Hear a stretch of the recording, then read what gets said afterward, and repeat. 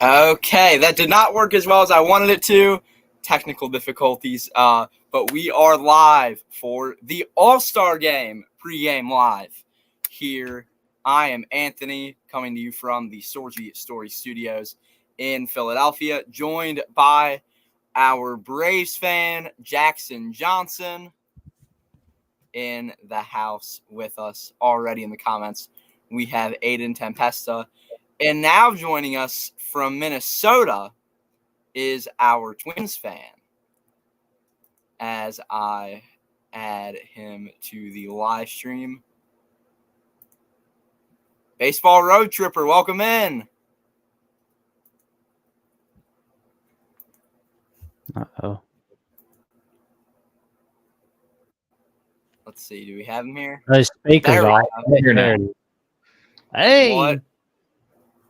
What is up, everyone? Aiden in the chat saying Tony.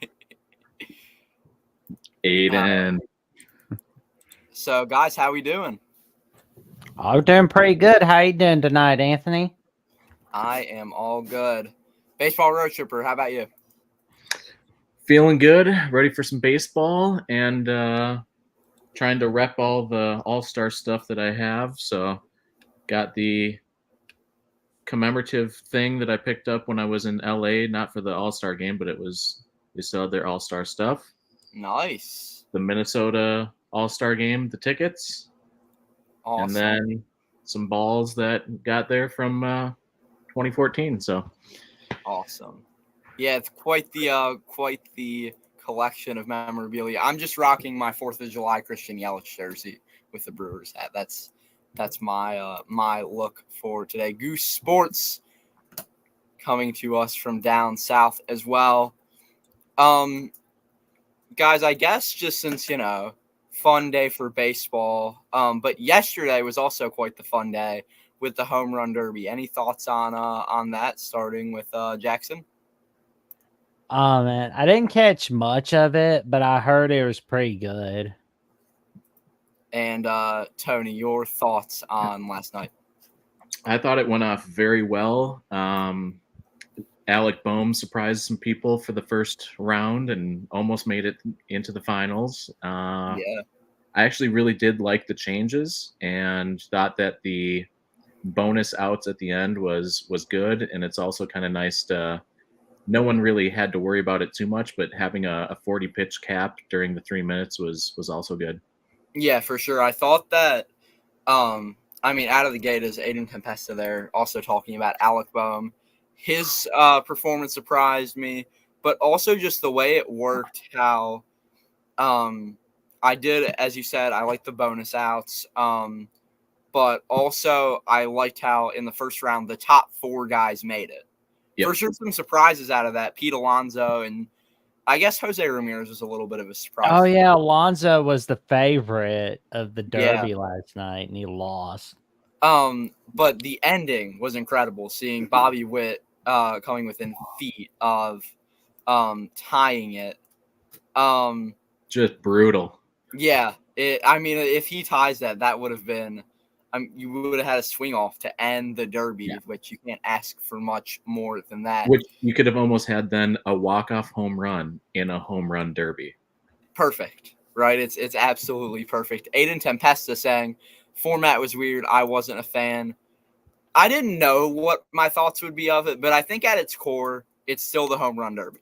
I think that's the biggest thing. There will always be that thrill of watching those guys hit bombs into the crowd. I think the one thing it lacked was star power. Like, you could say that, obviously Alec Boehm and Bobby Witt and all those guys have not, they've all had great years, but they're not the superstars of the game like Shohei or Judge or guys like that. Hopefully in future years they can add some star power to the roster. But also I've seen some people talking about ways to switch it up, including, and I want your guys' thoughts on this. This was from Chris Rose on Baseball Today, co-host with Trevor Plouffe, who I know, Tony, you're a big fan of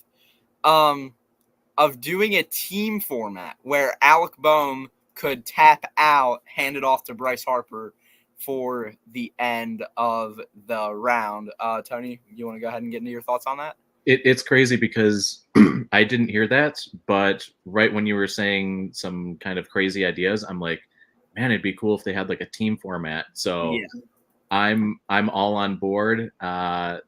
The other thing that I can think of is when you said that there's not a lot of star power, it immediately had me thinking NBA with their slam dunk contest. But That's the true. good news is that I still think the home run derby is far superior to what the slam dunk contest has become. So Yeah, I'd agree. But I like the team idea. How about you, Jackson? Sounds good to me. Yeah, I mean, I think that would just be fun. It would be a little bit challenging to figure out. I mean, it wouldn't be that tough, but figuring out which teams. I think you could see something similar to how they set up the NBA Skills Challenge, where they do one team is the host city, and then 3 other teams of the MLB's choice, I guess. Or what they could do is the guys in the contest, so whoever the 8 are, in their bonus round, they get to pick a guy who is an all-star, and they have them already in the reserves, and they know who they're going to pick. So it would surprise people. So Shohei could come out for a bonus round, and he could have been picked by Alec Boehm or someone else, so it doesn't have to stay within your team. That would have been crazy. Yeah, that could for sure spice up the game. Now, segueing from last night to tonight, on a second ago, I saw Paul Skeens on my screen. Let's give some credit to Fox. They're currently showing a story on Bob Uecker. So let's give them a round of applause. Yeah. Giving the 90-year-old some love. And yeah, so going into tonight, Paul Skeens, the starter for the National League.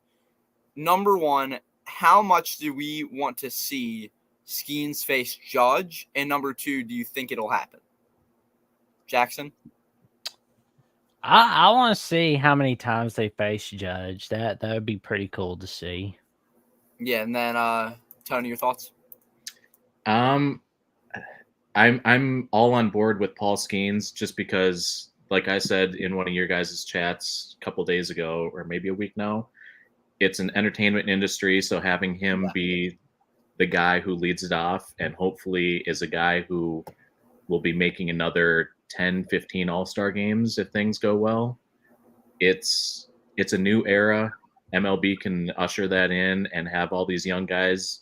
Juan Soto is still young, so we're looking at guys that for the next decade, what was there, 39 new first-time All-Stars? Something like that, yeah. Crazy This number. could be a new guard just in general for MLB going forward. Yeah, and the other question I have about Skeens is, should he be the one to win the NL Cy Young Award, and will he? So, so far this year, Skeens a 1.90 ERA and 11 starts, 9 of them quality starts.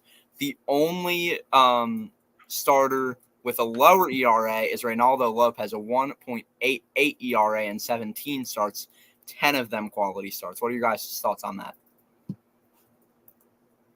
I like the idea of Skeens getting the NL Cy Young Award. If his AR keeps up like it is after the All-Star break, I don't see why he shouldn't.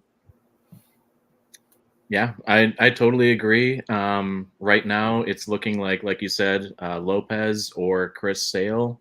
Yes, Sale's in there too as well. I do like the fact that both of those guys have been there since day one of the year, but you can't really hold that against Paul Skeens because he did all he could to make the roster. It's just about controlling your assets, which the Pirates are not really dumb for doing that. So yeah, no, it makes sense. If he goes perfect the rest of the year, just like he's already done, not losing the game, it's going to be hard to vote against him. Yeah, for sure. And I think Philadelphians, because you mentioned Chris Sale, the fact that we haven't seen Ranger Suarez in this discussion for, it seems like, a few weeks now, it might come as a shock to people, but Suarez has struggled over the last month or so. Like every time he's out there, he's giving up runs. For sure, a concern for Philly. Aiden Tempesta saying, see, a Livy Dunn camera would draw in a lot more viewers. I'll give them that much. Like if their goal is to get viewership, then that's a good idea. If their goal is to produce good baseball content, then that's not a good idea. So, yeah, I will say I find it really funny when you're driving through Philadelphia on I-95, there are 2 Accelerator Energy billboards. One of them says, like, drink Accelerator like Livy Dunn, and the other one says, be like Jason's brother, and it's a picture of Travis Kelce. Those are the 2 billboards in the city of Philadelphia. But when it comes to the All-Star game as well, today, did you guys hear what Rob Manfred said about the All-Star jerseys next year? What did he say now? He said that they are going to at least discuss going back to the old format of guys wearing their own jerseys from their teams, their own hats, the full own team uniforms. Thoughts on that? I'm all for it. Yeah, I don't see an issue with it. I think for once, Rob Manfred is making a good decision. Yeah. Yeah. And if they want it to be goofy, I would say if they really want to spice things up, I mean, they do the gold numbers and stuff for guys that win the World Series, usually the next year. If they did something special like that, do some special numbers, like metal looking, but still in that team's colors to show off a little bit of flair in the typical home jerseys, that'd be cool too. I could see that. What I would say about it is that I'd like to see maybe it if they want to keep the current idea of doing special uniforms, at least make them good looking, because I don't like the current looks for this year. And I'd say if I were to choose, I'd say the AL wears a color similar to the Ranger City Connect, like a natural color or white. Not dark colored pants like the Ranger City Connect, which makes it look terrible. But with like a red hat, and then for the NL, maybe a navy blue hat with a baby blue jersey. Something like that. Try to use. What if they also allow teams to go back in their history and do more like throwback uniforms? That could be cool, right? To see the Brewers wear the 82s or something like that. Pirates wearing their ones from the 60s. Oh, yeah. Yeah. The 1979 one, and the Braves wearing their 70s, 80s uniforms. I love it. I was actually about to mention, for next season, I would not be against the MLB, because I think the All-Star Game is going to be in Atlanta next year, right? So using those, like the kind of theme of those Hank Aaron era Braves jerseys as your inspiration to pay tribute to one of the best players ever. That could be. Did you just say that, Anthony? I'm sorry to break in, but we just had our first NFL coverage of the year. Oh, we did? Paul Skeens was thrown around a football. Yeah, they were showing that before the Brewers game on Thursday. Hopefully we'll get another Paul Skeens no-hit. I'm wearing the same hat, so I'm trying to keep the theme going. Of Paul man. Teams. I want to see a clip of that. That'll be awesome. Yeah, but when it comes to, as Aiden says, Paul Skeens, NFL superstar. But yeah, I was going to mention something, but that was a great comment about the NFL coverage. I did see them. They had like yesterday they on FS1. They had like the NFL on Fox Music, and they were showing AT&T Stadium, and I'm like, and in my head I'm thinking, why am I not hearing Joe Buck with this? And then I remember that he's not there anymore. Yeah, he's at Monday Night Football. ESPN. Like, Like if Yeah, and by anybody the had way, to call their last World Series involving the Braves, I'm glad it was Joe Buck calling the Braves Astros, but it's like it kind of feels weird not hearing back at the wall from Joe Buck for some reason. It just feels weird still. yeah, Joe Buck will be doing. Go ahead, Tony. No Chris Berman doing the call for the home run derby too. Oh, Yeah, he that's what hasn't my called dad it said. since 2016. Yeah. Like that's why I can't even watch the home run derby because there's no Chris Berman. It's like, no, not for me. What they should do is have him just like what we just talked about with the teams. You'd have a guy for a bonus round. For one of the bonus rounds, he should come in and do the calls. That would be cool to see. The guy I thought of though, and I know he's not with ESPN, but it would still be cool to see it. Matt Vasgersian hosting the Derby. You need a guy with that level of energy. Yeah. And I feel like he also could be the perfect World Series host. We saw when he did it filling in for Kevin Burkhardt. I think it would have been in 2022 during the NLCS. And I thought he did a phenomenal job with Ortiz, Rodriguez, and Jeter. And I mean, I miss him doing. He was the guy who did the Travis Shaw walk-off against the Cubs for the Brewers. And that was, I think, his only Brewer Santa Maria, at least on national TV. He did Brewers games way back in, I think, the 90s, if I'm remembering correctly, with Bill Schroeder. Here's an idea. And speaking here's an idea. Sorry, Sean McDonald doing Fox World Series games. I do like Joe Davis though. I am pro Joe Davis. I've liked what he's done so far. And Baseball Road Tripper in the comment section as well saying Skeens can just take over. I mean, he might have he might be able to do it. I don't know how well either of those guys are going to do. But going to the second half of the season, as I'm currently seeing an ad talking about the second half, I want your guys' thoughts on, before we even get there, to the first half and the team that has surprised you the most in a good way and the team that's been the most disappointing to you. I'll start with mine. To me, the biggest surprise is the Cleveland Guardians. They are currently 58-37, 0.5 games ahead of Baltimore for the 1 seed. My biggest disappointment has to be the Marlins at 33, and I don't even know if that's right. I think, what is their record? 33-63. Okay, 33-63. Okay, I thought I wrote that wrong, but I wanted to make sure because I had 33-36, but I had that backwards there. The worst record in the National League. They feel like, without a doubt, the biggest disappointment in the National League to me. Baseball Road Trip, if you want to go ahead and start on your biggest surprise and disappointment. Well, you took my surprise, so I'm going to pivot, and I'm actually going to go.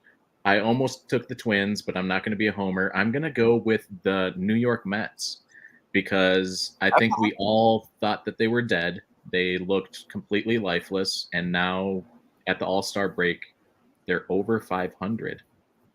Yeah, they're looking good. And they could be catching up to Atlanta, which is crazy. Maybe. And I would almost put Atlanta as my surprise failure, but I'm actually going to go with a team that's sitting in first place, and that's the Dodgers, because we all expected them to literally run away with it. And they're running away with their division, kind of, but they're not running away with the NL like we thought they were. Yeah, I would agree there. Jackson?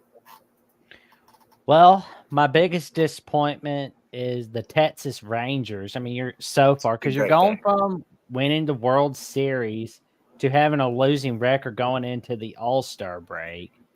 And if you want to get up, now's a good time, Texas Rangers. But as for biggest surprise, I'm going to say the Guardians. Yeah. Like, I mean, I'm just kind of waiting to see if Randy Quaid's going to show up there and run his mouth, just be like, Vile thing, you make my butt sting. Yeah, no, it was at the start of the year. I think it was an American Football Network stream, where someone in the comments was like, "People are talking about how bad the Guardians are going to be this year," and I said, "I think the Guardians are going to win that division. No disrespect to the Twins, but I was like, I think it's going to be pretty close. But I take Cleveland, and they've been even better than I thought they would be." Yep. As we're currently seeing intros for the National League. And in football, they talk about system quarterbacks and stuff like that. But honestly, when it comes to the Guardians, that's just feels like a system baseball team. They've had a manager turnover and a new time manager come in, and he's still leading the ship just as good, if not better. They have turnover at their starting pitching. It seems like every year they keep it up. Their offense is nothing super special when you look at the lineup, but they get it done, and they're led by Jose Ramirez, who I'm already on board with Hall of Famer. He will be, and he should be. So they're solid. They're a system team that kind of plug and play. Yeah, and I'll ask for your thoughts, because obviously me being a Brewers fan, I'm always going to say, yeah, the Brewers are going to win this division. And I said that going into the year. How surprised are you with the Brewers, guys? Because, you lose Craig Counsell. Obviously, that was a big storyline. But Pat Murphy has taken this team to the third, right now, as it stands, the third spot in the National League, only a game back of the Dodgers heading into the second half of the season. And I think they'd be ahead of the Dodgers if it wasn't for how bad they played in these last couple weeks, just due to the fatigue of so many guys playing so much because of the amount of guys that have gone down for the Crew in the first half. And, I mean, the offseason, too. You have Brandon Woodruff, you have Wade Miley, Robert Gasser, Devin Williams, Gary Sanchez on the IL right now. Joey Ortiz just got off the IL. Contreras and Yelich have both been hurt at points in the season. It's been a true tough time when it comes to injuries for the Crew. So thoughts, guys, on the Brewers? I'll go. I think that the Brewers are the Guardians of the NL.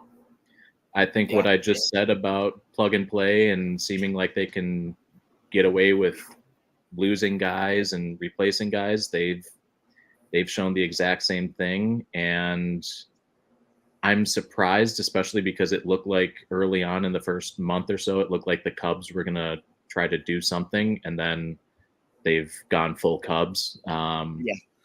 Cardinals are there, but they also seem like they're just going to spin their wheels, so maybe they've plateaued. So it should just be the Brewers to kind of run away with. And at this point, I would say, like you just said, they kind of ran out of steam at the end. So if anything, learn from that. Keep guys healthy. Keep your foot on the gas enough to win the division, but don't go super hard, and just build up for the playoffs. Yeah, and I think, Jackson, before I go, do you have any thoughts on that?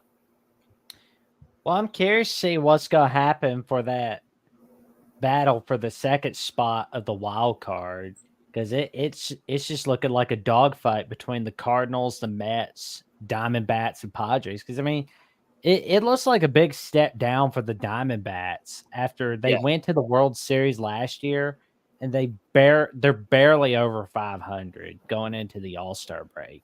So I'm curious to see what's going to happen with the Diamondbacks. And are the Padres going to let everybody down again? That's going to be the question there, because they are the lone with the exception of San Diego State University, they are pretty much the lone representative of San Diego sports. What is the plan for the Padres? What's going to happen in the second half? Yeah, I'll say, though, just watch out for the Reds. They have one of the easiest schedules in baseball during the second half. Watch out for them to make a run and maybe end up in that 3 seed or in that 6 seed, going to Milwaukee or LA to play in a wild card series. I don't think they'll do much damage in that spot, But if they can make some moves at the deadline to add veteran leadership like the D-backs did last year, maybe they can make a move in the playoffs and do some damage, at least in the wild card. Yeah, Baseball Road Trip, I think you're 100% right on these comments. I forget, I think it's Ingrid Andres. She said that she was drunk during her performance last night. Prayers go out to her and her rehab. Yep. She did say she was going to go to rehab. Yeah. And So- I really appreciate her honesty, and like you said, like it's a serious thing, but at the same time, I'm glad that she was able to kind of keep it lighthearted and realize that. And I told one of my friends, I was like, you know, it'd be really great is Daniel Tosh back in the day on Tosh.0 used to have web redemptions. A great web redemption would be for her to sing the national anthem in the World Series. Yeah. In Philly. Could you imagine that? Yeah. I mean, I think one of the things cheered like Trey. Yeah. One of the things that not many people know, actually, is as a 13-year-old, Taylor Swift sang the national anthem for Game 7 in 2008. Like, just think about before she was this worldwide sensation, Taylor Swift singing the national anthem at Citizens Bank Park. So you're saying she owes all of her success to the Phillies? I'm not saying that, but it's a thought. She didn't get big until they won the World Series, until the curse of Billy Penn was broken. As Christian Yelich is being introduced, we will go ahead and end this stream, but head to the next, at least Tony and I, for the game stream. Jackson, thank you for joining us and talking a little baseball. And Tony, we will see you in about 3 minutes or so on our next stream, folks. As soon as the stream ends, you will be redirected to our 8 o'clock. So just stick around. Don't head out yet. And yeah, thanks for watching, and we will see you in just a few minutes.